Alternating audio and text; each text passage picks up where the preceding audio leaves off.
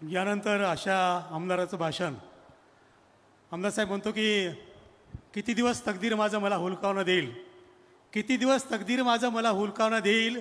खरं सांगू दोस्त हो, एक दिवस माझा येईल. किती दिवस तकदीर माझं मला हुलकावणं देईल. खरं सांगू दोस्त हो, एक दिवस माझा येईल.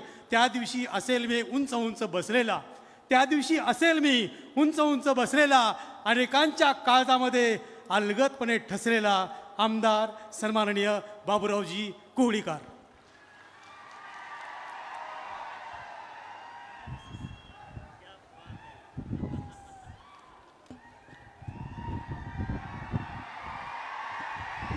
आई तुळजाभवानी,